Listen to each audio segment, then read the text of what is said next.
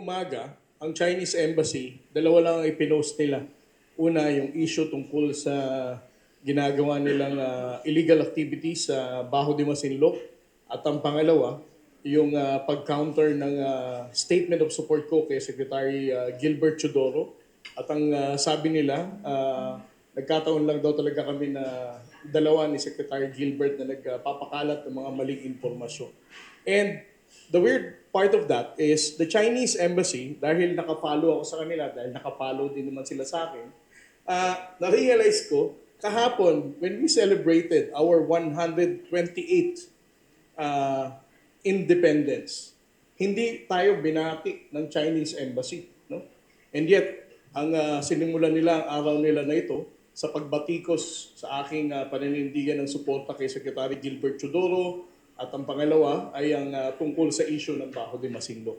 For me, Secretary Gilbert Chodoro deserves our admiration and respect. Minsanan lang tayo magkaroon ng isang defense secretary katulad ni Secretary Gibok na hindi titigil para i-expose at ipaglaban ang ating karapatan sa West Philippines. Good morning, everyone. Una sa lahat, I would like to respond sa ipinost ng Chinese Embassy.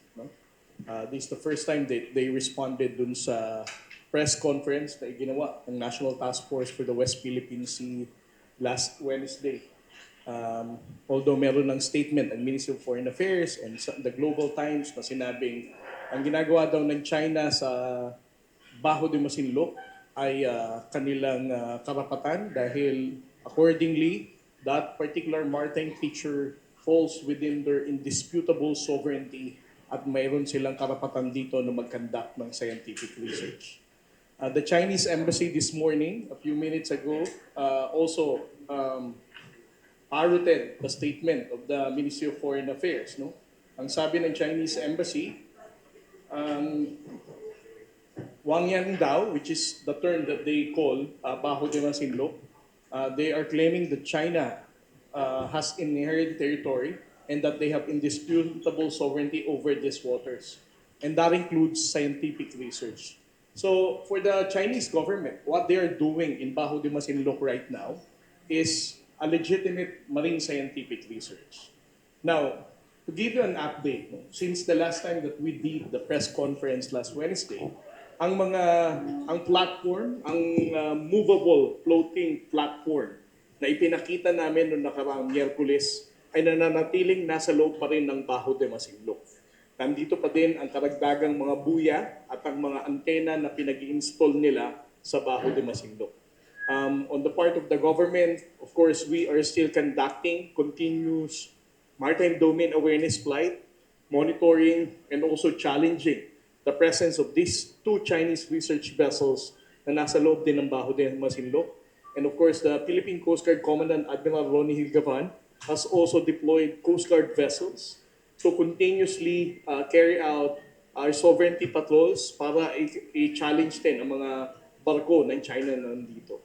So for an update, yung platform na ipinakita namin noong nakaraang Wednesday na namataan natin na nasa may kalagitnaan ng loob ng Baho de Masinloc shoal ay umangat na sa ibabaw, no? Meaning they are on the northernmost part of Baho de Masinloc shoal.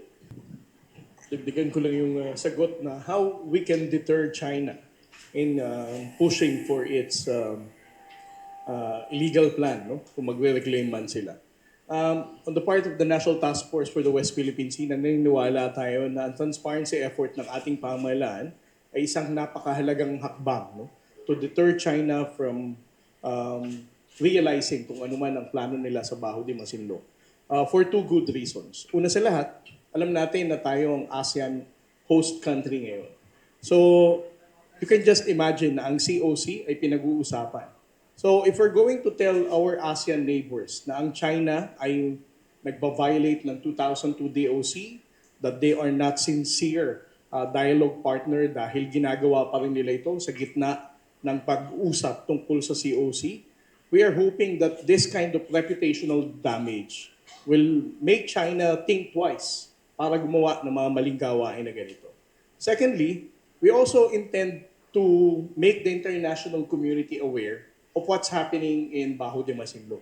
We would like to believe that our like-minded state friends, allies, will also pressure the People's Republic of China para tigilan ang mga ganitong gawain at bumalik ulit sa isang negotiating table para pag-usapan natin ito ng mas mapayapa. So, through transparency effort of the NTFWPS, naniniwala tayo ng kahalagahan nito to expose such unlawful activities to the world. Thank you. Rondon, sir, sa Kyodo News.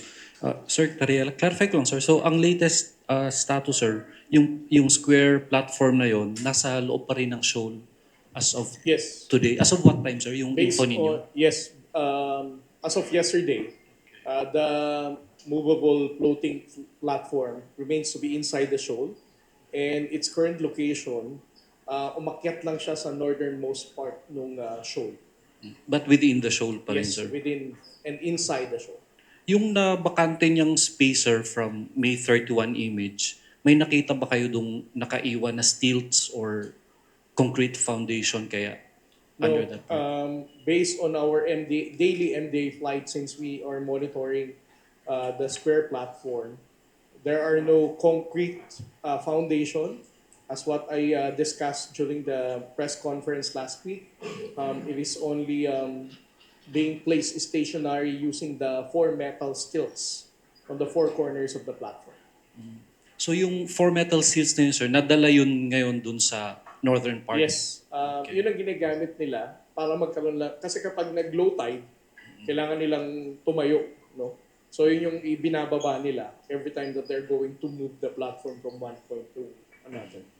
Pero walang personnel, sir, aboard the Square platform? As what I said during the press conference, there were only personnel there na nanggagaling sa Chinese research vessel using the service boats that they have kapag imumove nila yung platform. So when you monitored it yesterday na nasa northern part na, wala namang aboard Wala. people? As of yesterday, wala. Dahil nakamove na siya from the center to the northernmost part of the shoal. How about the 2 research vessels, sir? Are they still within the vicinity, sir? Yes, the 2 Chinese research vessels remain to be in the vicinity of Bajo de Masinloc. Sir, ibig sabihin kalahating buwan nang umiikot-ikot doon sa Bajo de Masinloc yung platform? I don't think that kalahating buwan. As what we said, it started May 26. So, anong araw pa lang ngayon? June 13? June 13, 5. Well, yeah.